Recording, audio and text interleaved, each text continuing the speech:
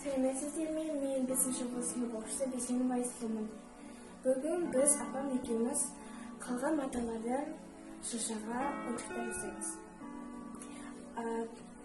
Біз екеуміз жасыл матадан шырша жасаймыз. Алдымен сол қалдықтардан осылай шыршаның құрып аламыз.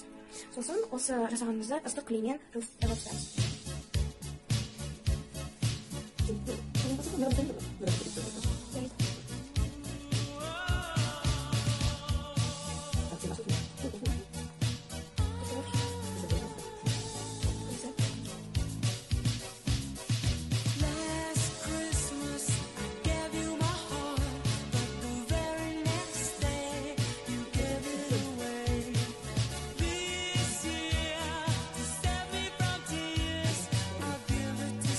Одан кейін біз шыршаның бетінен біздің сенімі өлетін жеріміз.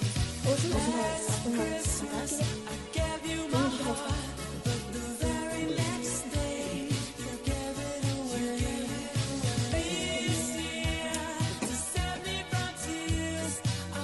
Және жүзі болса.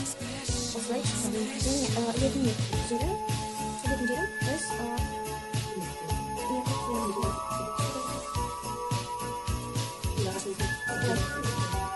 оны бірінші осы арт жағында аз қалғанын қиып аламыз.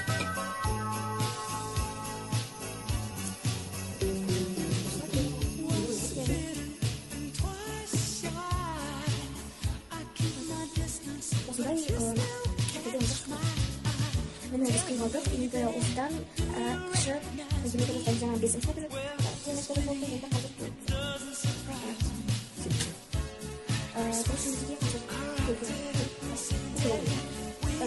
Бірінші біз осына клеймен жабыстырамыз.